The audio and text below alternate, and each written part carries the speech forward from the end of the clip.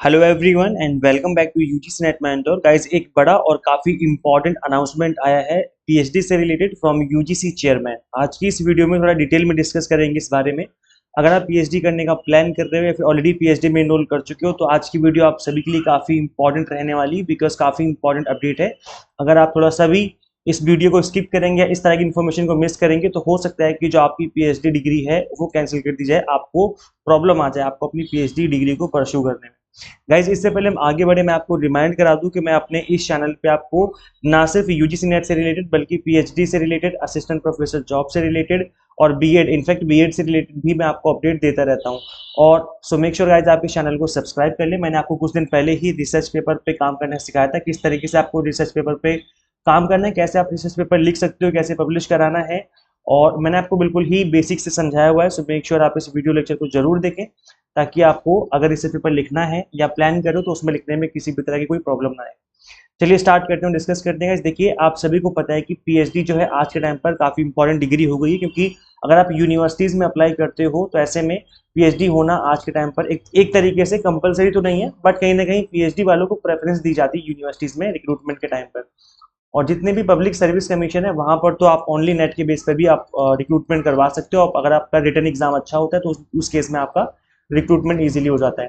तो यहाँ पर अगर आप पीएचडी करना चाहते हो तो देखो, जो यूजीसी के चेयरमैन है जगदीश कुमार जी, इन्होंने एक काफी इंपॉर्टेंट यहाँ पर अनाउंसमेंट किया है, आपको समझा देता हूँ मैं। देखो गाइस, होता क्या है, सबसे पहले तो मैं बता दूं कि जो रिटायरमेंट की एज है एक प्रोफेसर की यूनिवर्सिटीज में वो 65 है एट प्रेजेंट। तो और रिक्रूटमेंट की एज कितनी है, अगर आप बात करें मैक्सिमम एज लिमिट की जहां पर आपका रिक्रूटमेंट होता है तो जनरली 40 है, बट किसी किसी जगह मैंने देखा कहीं पर 45 भी है, बट जनरली है जो इस टाइम पर एट प्रेजेंट वो 40 के आसपास है। ये मिनिमम एज बता रहा हूँ, मैक्सिमम एज बता रहा हूँ जब रिक्रूटमेंट होता है उस टाइम पर। फिर इसमें रिलैक्सेशन भी आपको दिया जाता है, S C S T OBC जिस भी कैटेगरी से हो उसमें रिलैक्सेशन भी आपको दिया जाता है, बट एक जनरल की 40 एज लिमिट रहती है और रिटायरमेंट की एज लिमिट जो 65 है। अब यहाँ पर जगदीश कुमार जी ने ये बोला है कि अगर कोई स्टूडेंट पीएचडी में एनरोल्ड है और वो पीएचडी कर रहा है तो ऐसे में अगर पीएचडी करते करते उसके जो गाइड हैं, जो सुपरवाइजर हैं, अगर वो रिटायर हो जाते हैं तो उस केस में फिर प्रॉब्लम आएगी स्टूडेंट को पीएचडी करने में। ऐसे में एक को सुपरवाइजर भी वहां पर जो है एक तरीके से असाइन किया जा सकता है स्टूडेंट को। अच्छा, मैं आपको बता दूं कि अगर आप पीएचडी करने का प्लान कर रहे हो तो ऐसा भी प्रावधान है कि आप अपना टॉपिक चेंज कर सकते हो इन बिटवीन। अगर आपको लगता है कि इस टॉपिक पे काम नहीं हो सकता है मुझसे तो आप टॉपिक चेंज कर सकते हो, और अगर आप चाहो तो अपने गाइड भी चेंज कर सकते हो, आप अपने सुपरवाइजर भी चेंज कर सकते हो, इसके लिए भी आप एप्लीकेशन लगा सकते हो। तो ये दोनों चीजें आपको अलाउड होती हैं। लेकिन अब क्योंकि यहाँ पर यूजीसी के चेयरमैन इस तरह की बात कह दी है और अनाउंस कर दी है तो ऐसे में अब जो है सुपरवाइजर काफी बड़े लेवल पे चेंज होते हुए दिखेंगे हमें अपकमिंग ईयर्स में। तो यहाँ पे आप देख सकते हो गाइस, जो अभी रेगुलेशन चली थी, that regulation state that faculty members with less than 3 years of service before superannuation shall not be allowed to take new research scholars under their supervision। मतलब अगर 65, आप सभी को पता है कि 65 जो रिटायरमेंट एज है, तो 3 साल पहले, रिटायरमेंट से 3 साल पहले किसी भी न्यू स्टूडेंट को आप अपने अंडर एडमिट नहीं कर सकते, उनके सुपरवाइजर आप नहीं बन सकते। क्यों? क्योंकि अगर आप 3 साल बाद रिटायर हो जाओगे फिर स्टूडेंट की तो पीएचडी लटक जाएगी ना। आप तो रिटायर हो गए, आपकी तो एज खत्म, लेकिन आपकी स्टूडेंट की तो पीएचडी लटक गई। तो ऐसे में इन्होंने ये बोला है कि यहाँ पर आप यहाँ पे देख सकते हो that however such faculty members may continue to supervise PhD scholars already registered until their retirement and may serve as co-supervisor afterward but not beyond the age of 70। तो यहाँ पर को सुपरवाइज कर सकते हैं 65 के बाद, अगर वो रिटायर हो जाते हैं और आपकी अगर पीएचडी चलती रही उनके अंडर तो 66 में भी आपकी पीएचडी करवाते रह सकते हैं, लेकिन एज को सुपरवाइजर। आपके जो सुपरवाइजर हैं वो तो चेंज होंगे ही होंगे, उनको चेंज होना ही पड़ेगा, लेकिन जो आप पीएचडी जिनके अंडर कर रहे थे और अगर वो रिटायर हो जाते हैं, 65 एज उनकी हो जाती है, तो 66 में, 67 में, 68 में, 69 एज में, 70 तक, ये लिखा हुआ है कि एट द एज ऑफ 70 तक वो को सुपरवाइज कर सकते हैं। याद रखिए, सुपरवाइजर और को सुपरवाइजर में डिफरेंस होता है। सुपरवाइजर वो होता है जिसके अंडर आप डायरेक्टली पीएचडी कर रहे होते हो, और को सुपरवाइजर आपकी हेल्प करता है इनकेस अगर आपको सुपरवाइजर अवेलेबल नहीं है या कुछ हो जाता है उनको।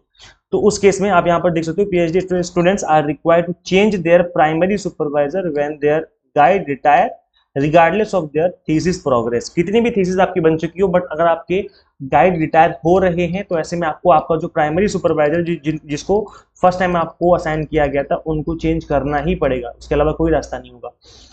ठीक है। इसके अलावा आप देख सकते हो यहाँ पर, तो जो जगदीश कुमार जी इन्होंने बताया यहाँ पर, सो आप यहाँ पे ये भी समझ सकते हो कि जो आपके सुपरवाइजर हैं उनकी जो डिग्री, उनका जो श्रेय है आपकी पीएचडी करवाने में वो कम हो जाएगा, तो ऐसा नहीं है, क्योंकि जहां पर भी आपकी पब्लिकेशन होगी वहां पे उनका नाम मेंशन करवाना पड़ेगा आपको, आपको बताना पड़ेगा कि मैं इनके अंडर इनकी सुपरविजन में कर रहा था पीएचडी। तो ये एक इंपॉर्टेंट यहाँ पर जो है बात कही इन्होंने।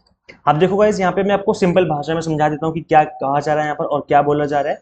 देखो गाइज, होता क्या है कि जब आप पीएचडी करने जा रहे होते हो तो पीएचडी के टाइम पर आपको एक गाइड, जो आपके प्रोफेसर हैं वो आपको असाइन किए जाते हैं। एक प्रोफेसर आपको मिल जाएंगे जिनके अंडर आपको पीएचडी करनी पड़ती है। अब जब आप पीएचडी में एडमिशन लेने जाओगे, उन प्रोफेसर की एज देख लेना एक बार, चेक कर लेना कि उनकी एज कितनी है। और उनकी एज 63 है तो मत लेना है उनके अंडर एडमिशन, क्योंकि 65 में तो रिटायर हो जाएंगे ना वो। और मिनिमम 3 साल उनके अंडर आपको काम करना पड़ेगा, मिनिमम बता रहा हूँ, क्योंकि 3 साल में भी पीएचडी कंप्लीट हो जाती है। कई जगह मैंने देखा कि 3 साल में अवॉर्ड कर देते हैं। तो अगर उनकी एज 62 या उससे ज्यादा है तो उनके अंडर पीएचडी नहीं करनी है आपको, आगे से मना कर देना। वैसे तो यूजीसी का कहना है कि टीचर खुद आगे से बोल दे कि हम एडमिशन नहीं लेंगे, बट अगर आपको नहीं पता, मतलब वो नहीं कर रहे ऐसा, तो अगर आपको पता है कि 62 उनकी एज है तो आप खुद मना कर देना, उनके अंदर एडमिशन मत लेना। सेकेंड थिंग, कि जब भी आपको किसी भी यूनिवर्सिटी में पीएचडी के लिए जाना हो एडमिशन के लिए, तो आप एक बार पता कर लें कि किस सब्जेक्ट के वहाँ पर फैकल्टी जो है अवेलेबल है, आपके सब्जेक्ट के वहाँ पर अवेलेबल है भी या नहीं है, जिस जिस फील्ड में, जिस टॉपिक पे आप करना चाहते हो पीएचडी। क्योंकि कई बार क्या होता है, आप करना चाहते हो फाइनेंस की किसी पर्टिकुलर टॉपिक के ऊपर पीएचडी, एक एग्जांपल दे रहा हूँ मैं, लेकिन फाइनेंस के प्रोफेसर तो हैं उस यूनिवर्सिटी में, बट वो उस पर्टिकुलर टॉपिक को लेकर के कंफर्टेबल नहीं है, तो ऐसे में आपका एडमिशन नहीं होता, प्रॉब्लम हो जाती है फिर। तो आप ये भी पता कर लें कि एक तो उनकी ये पता कर लें कि उनकी उनकी एज 62 से ज़्यादा नहीं होनी चाहिए, और दूसरा ये भी पता कर लें कि क्या आपका सब्जेक्ट, जिस टॉपिक पे आप करना चाहते हो उस टॉपिक में कंफर्टेबल है वो प्रोफेसर, तो ही आप वहाँ पे एडमिशन लें, अदरवाइज बाद में प्रॉब्लम ही प्रॉब्लम होती है पीएचडी करने में। तो ये गाइज, बाकी मैं आपको चीज़ें एक्सप्लेन कर दूंगा और डिटेल में। आप पढ़ना चाहो तो इसको एक बार गो थ्रू कर लेना, इस आर्टिकल को। इस आर्टिकल का लिंक मैं दे दूंगा description box and comment box में। सो मेक श्योर आप इस आर्टिकल को भी एक बार गो थ्रू कर ले, ताकि आपको सारी चीज़ें समझ में आ जाए। अब देखो गाइज, देखो इस टाइम पर पीएचडी में एडमिशन काफ़ी जगह यूनिवर्सिटीज़ में होने वाले हैं, तो और जगह जगह पे असिस्टेंट प्रोफेसर की वैकेंसीज भी आती रहती हैं। तो असिस्टेंट प्रोफेसर की वैकेंसी हो या फिर पीएचडी में एडमिशन से रिलेटेड कोई वैकेंसी निकले, कोई पोस्ट निकले कि यहाँ पर पीएचडी में एडमिशन चालू होने वाले हैं, तो इन दोनों से रिलेटेड मैं आपको अपडेट कहाँ पे दूंगा, इन दोनों से रिलेटेड जो भी अपडेट होंगे हमारी ऐप पे आपको मिल जाएंगे, एग्जाम मेंटर ऐप पे। एक मैंने इस ऐप के होम पेज पर मैंने एक सेक्शन बनाया है जॉब अलर्ट करके। जॉब अलर्ट करके एक वहाँ पर एक टैब आपको दिख जाएगा, उसी पे आप क्लिक करेंगे तो उसके अंदर आपको दिख जाएगा पीएचडी में एडमिशन की वैकेंसीज, कहीं पे खाली है, कहीं पे एडमिशन चल रहे हैं, या कहीं पर असिस्टेंट प्रोफेसर की जॉब जो निकली हुई है उसकी ऑनगोइंग वैकेंसीज। इन दोनों की जो भी पीडीएफ वगैरह रहेंगी वैकेंसीज की, जो नोटिफिकेशन आते रहते हैं, वो पीडीएफ मैं आपको यहाँ पे अपलोड कर दूंगा जॉब अलर्ट वाले सेक्शन में। सो गाइज मेक श्योर आप इस ऐप को इंस्टॉल कर लें अपने मोबाइल फोन में, ताकि आपको इस तरीके के जो अपडेट है फ्यूचर में मिलते रहे। इसके अलावा गाइज देखो, मैंने यूजीसी नेट एग्जाम को आप सभी को प्रिपरेशन करवाई है, लास्ट अटेम्प्ट में भी, लास्ट जो सेशन था उसमें भी करवाई थी। इस प्लेटफॉर्म पर हम आपको completely exam targeted quality based content available करवा रहे हैं। कंप्लीटली एग्जाम टारगेटेड आपको प्रिपरेशन करवाई जाएगी। हमने विनर बैच 3.0 लॉन्च किया है। UGC net paper 1 commerce, management and political science के सभी एग्जाम टारगेटेड कोर्सेज हमने आपको अवेलेबल करवाए हैं। यहाँ पर कंप्लीट वीडियो लेक्चर्स आपको बाइलिंगुअल मिलेंगे, 100 mock test and PDF notes मिलेंगे, जिसके थ्रू आप multiple time revision and practice कर सकते हैं। अगर आपका जेआरएफ क्रैक होता है तो ऐसे में आपका पीएचडी में एडमिशन लेना काफ़ी ईजी हो जाता है कंपेरेटिवली, और आपको फेलोशिप मिलनी भी स्टार्ट हो जाती है। तो अगर आप अभी से प्रिपरेशन करना स्टार्ट करेंगे तो आपका टाइम से सिलेबस फिनिश होगा, मल्टीपल टाइम आप रिवीजन कर पाएंगे, जिससे आपके एग्जाम क्रैक होने के चांसेस काफ़ी बढ़ जाएंगे। अभी ऑफर चल रहा है, फ्लैट 500 आप कूपन कोड अप्लाई करिए, आपकी फीस ऑटोमेटिकली 500 रुपीज रिड्यूस हो जाएगी, और जो आपकी जो फीस है वो आपको रिड्यूस फीस में आप उसमें इनरोल कर पाएंगे। किस तरीके से इनरोल करना है, आपको सिंपली गूगल प्ले स्टोर से एग्जाम मेंटर ऐप इंस्टॉल करनी है। अगर आप iOS यूजर हैं तो इसका लिंक भी आपको इसी वीडियो के description box and comment box में देखने को मिल जाएगा।